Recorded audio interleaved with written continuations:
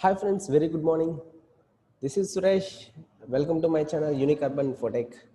So ఈరోజు వచ్చేసి మనం first week off December current affairs అయితే చూద్దాం. సో టైం వేస్ట్ చేయకుండా let's get started. So as it is me Suresh and this is the channel for all competitive exams, daily current affairs, new job notifications and useful tips for achieving a bank and all government sector jobs. So our first question.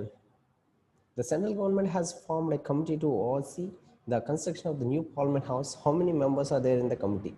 యాక్చువల్గా ఏంటంటే మన parliament ఉంది కదండి, పార్లమెంట్కి కొత్త building కట్టడానికి ఒక proposal ఉంది. అయితే ఈ ప్రపోజల్కి ఒక కమిటీని ఫామ్ చేశారు. సో ఈ కమిటీలో ఎంతమంది మెంబర్స్ ఉన్నారు అనేది క్వశ్చన్. ఇక్కడ మనకి ఇంపార్టెంట్ ఏంటంటే మన పార్లమెంట్ ఉంది కదండి, అది ఢిల్లీలో ఉంది కదా. ఆ న్యూ పార్లమెంట్ బిల్డింగ్ అనేది నియర్లీ 3 కిలోమీటర్స్ రేంజ్ వరకు కొత్తగా రెనోవేట్ చేస్తున్నారు. సో అండ్ ఈ ప్రాజెక్ట్ వచ్చేసి undertaken by vista redevelopment projects అండి. ఈ విస్టా రీడెవలప్మెంట్ వల్ల ఏంటంటే ఆల్రెడీ ఉన్న ప్రాజెక్ట్స్ని మాడిఫై చేసి కొత్తగా చేస్తుంటారనమాట. And estimation cost of this project వచ్చేసి 971 crores అండి ఈ project. And it will be completed in 2022 కల్లా కంప్లీట్ అవ్వాలనేసి దీనికైతే ఒక ప్రపోజల్ అయితే ఉంది. ఇందులో ఆ కమిటీ ఫామ్ చేశారు కదా, కమిటీలో ఎంతమంది సభ్యులు అనేది మన క్వశ్చన్. ఆన్సర్ వచ్చేసి 5 మెంబర్స్ అండి, 5 members committee. And ministry of housing and urban affairs అనేది ఈ కమిటీ గురించి ప్రపోజ్ చేసింది. ఇక్కడ గుర్తుపెట్టుకోవాల్సింది ఏంటంటే ఆ కమిటీ ఎవరు ప్రపోజ్ చేశారంటే ministry of housing and urban affairs. And ఆ కమిటీలో members 5 and it will be completed in 2022. And next question, which city has been ranked the most polluted city in the world as per air pollution data released by US Air Quality Index? So ఇప్పుడు pollution అయితే చాలా ఎక్కువగా ఉంది కదండి. So అందువల్ల ఇక్కడ question ఏంటంటే ఏ city highest air pollution record చేసింది. మనం ఎక్కువ జనాభా ఉండే చైనా లేకపోతే ఇండియా అనుకుంటాం, but it's our neighbour country Lahore, Pakistan. So Lahore Pakistan వచ్చేసి ఫస్ట్ కంట్రీ అండి, అంటే ఎక్కువ polluted city is Lahore and it is in Pakistan. And answer second option. అయితే ఇక్కడ మనం తెలుసుకోవాల్సినవి ఏంటంటే ఈ రిపోర్ట్లో ఏం చెప్పారంటే particular matter PM rating of 423. అక్కడ లాహోర్లో అయితే ఎయిర్ క్వాలిటీ 423 ఉందండి. ఆ పర్టికులర్ మ్యాటర్ అంటే పొల్యూషన్ని ఇలా మెజర్ చేస్తారు. అదే ఇండియా వచ్చేసి 229, ఇది కూడా very unhealthy. And next country వచ్చేసి కాఠ్మండు, నేపాల్. సో ఇక్కడ మనకి తెలుసుకోవాల్సింది ఏంటంటే ప్రైమ్ మినిస్టర్ ఆఫ్ పాకిస్తాన్ గురించి వచ్చింది కాబట్టి పాకిస్తాన్ గురించి తెలుసుకోవాలి, ఇమ్రాన్ ఖాన్. అండ్ క్యాపిటల్ వచ్చేసి ఇస్లామాబాద్. మనలాగే వాళ్ళది కూడా రూపీ, కాకపోతే వాళ్ళది పాకిస్తాన్ రూపీ.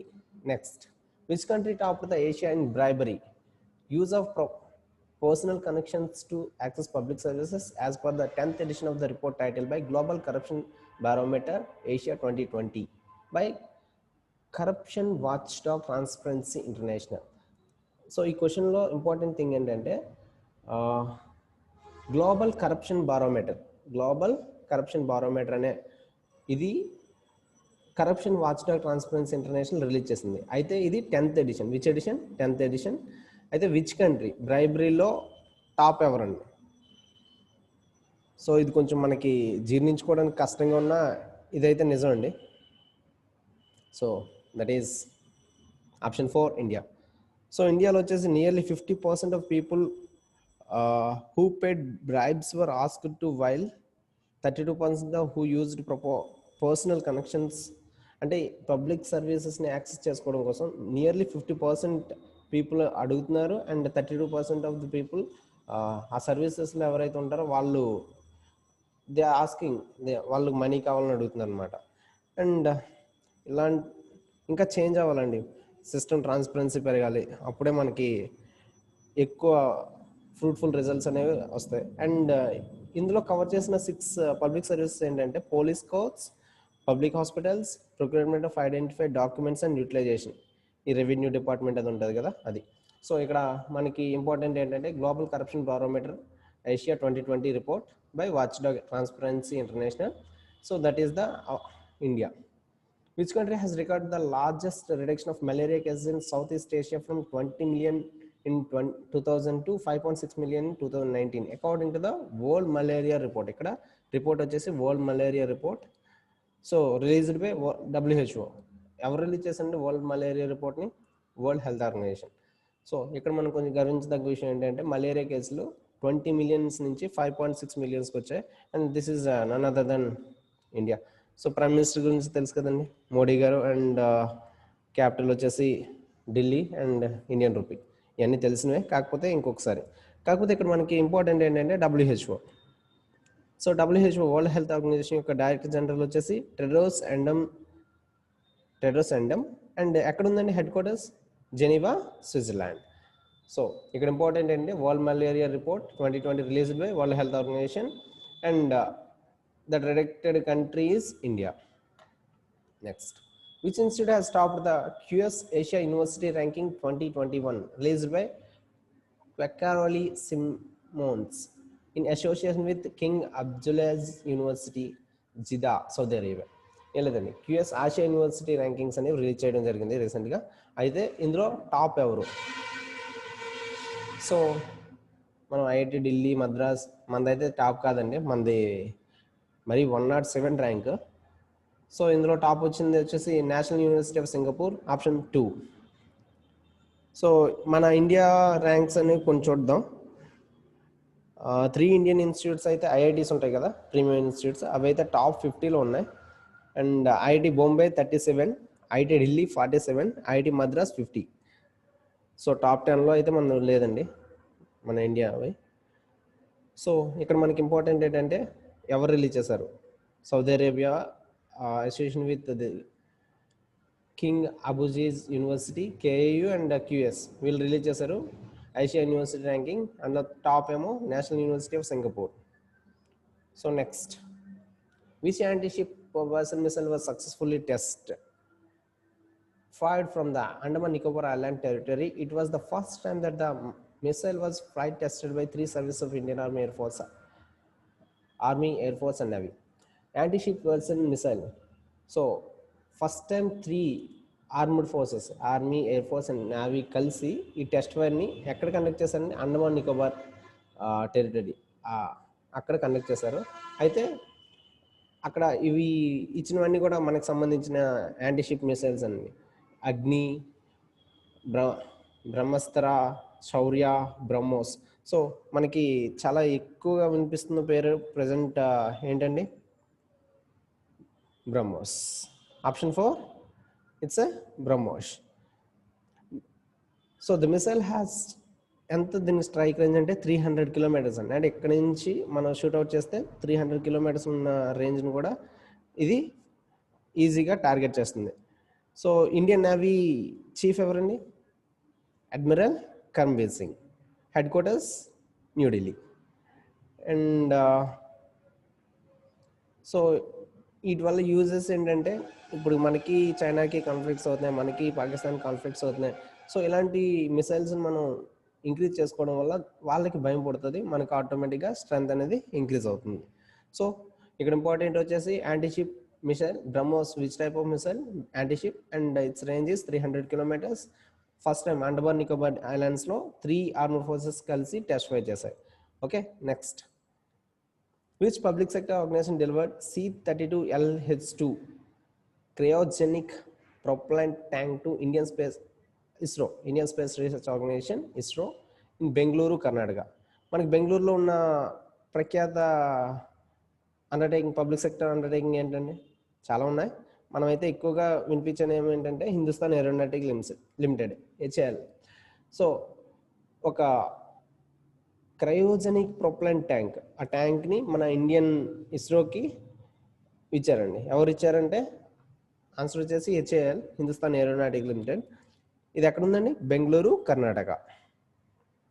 సో ఇందులో కీ పాయింట్స్ ఏంటంటే 8 మీటర్స్ లెంత్ ఉంటే ట్యాంక్ వచ్చేసి ఇది నియర్లీ 5750 kg ప్రొపలెంట్ని క్యారీ చేయగలదండి. సో హెచ్ఏఎల్ చైర్మన్ ఎవరండి?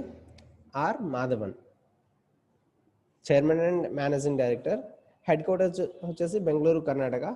సో ఇస్రో తెలుసు కదండి, బెంగళూరు, కర్ణాటక, అది కూడా. అండ్ శివన్ గారు, K7. సో నెక్స్ట్ వచ్చేసి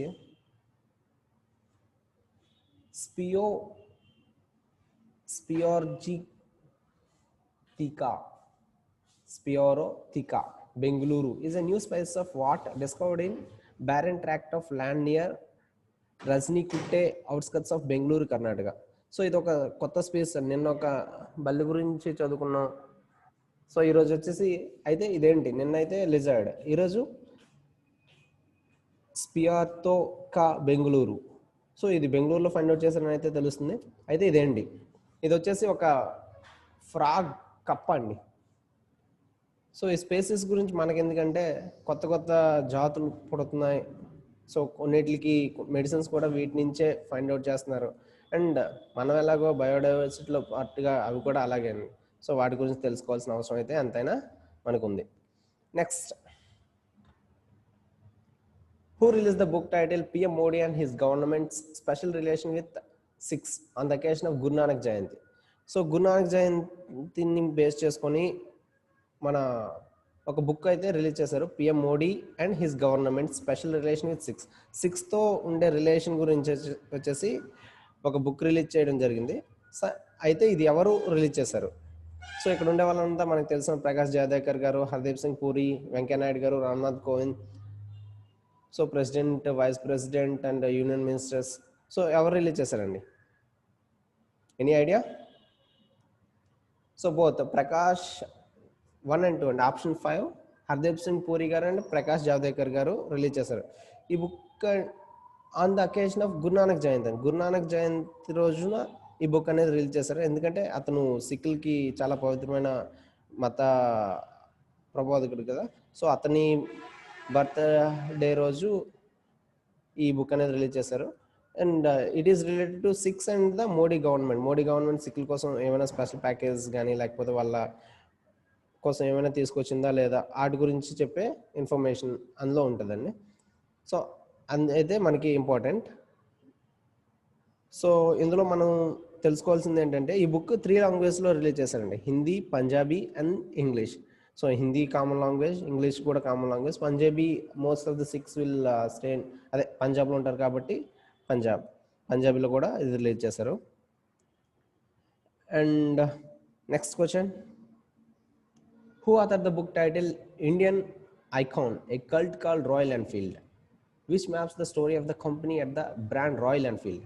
సో రాయల్ ఎన్ఫీల్డ్ మీద ఒక బుక్ అనేది రిలీజ్ అయితే అయిందండి, Indian icon, a cult call royal Enfield. So ఇది సీనియర్ బిజినెస్ జర్నలిస్ట్ అయినటువంటి ఒక పర్సన్ రిలీజ్ చేశారు, రాశారు. మీకు ఇందులో జర్నలిస్ట్లు ఎవరైనా తెలుసుంటే ఈజీగా మీరు ఐడెంటిఫై చేయొచ్చు. So he's none other than Amit Raj గారు. He's a business journalist. So ఇది పబ్లిష్ చేసిందే. మనకి బుక్స్ ఆథర్స్ అడిగేటప్పుడు పబ్లిక్ చేసిన కంపెనీ గురించి కూడా అడుగుతున్నాడండి. సో ఇక్కడ మనం తెలుసుకోవాల్సింది ఏంటంటే ఇండియా ఐకాన్ ఎవరు ఆథర్ చేశారంటే Amit Raj. It was published by Westland books. ఏంటండి? Westland books. So Amit Raj garu వచ్చేసి national editor with Mint and he led the national cooperation bureau of news పేపర్స్కి వర్క్ చేశారు. సో ఇక్కడ ఇంపార్టెంట్ వచ్చేసి India icon, a cult called Royal Enfield, written by Amit Raj and published by Westlands books. Next, which state celebrates the Lachit Divas on 24th November to remember the valor of Cheo Lachit Borphukan, an army general of Ahom kingdom.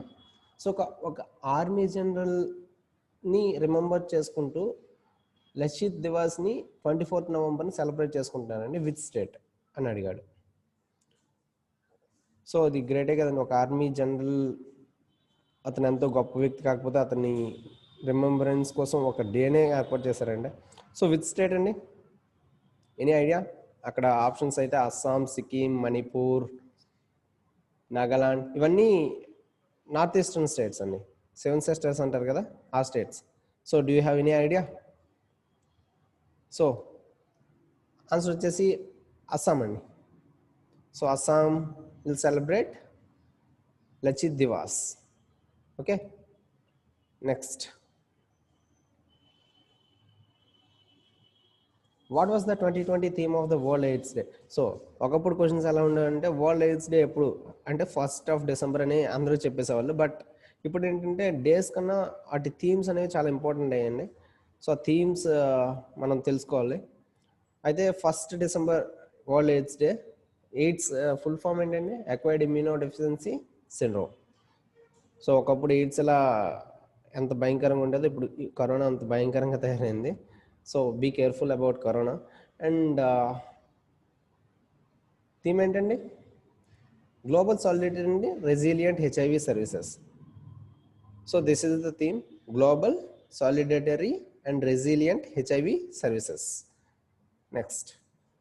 Okay, ఈరోజు important questions అయితే ఇవేనండి. And viewers choice కోసం ఒక question అయితే నేను prepare చేశాను. And నిన్న వచ్చేసి క్వశ్చన్కి ఆన్సర్ మన వ్యూవర్స్ చెప్పారు, అది November 30th.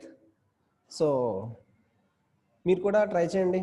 Border security force of India annually celebrates rising day on which day?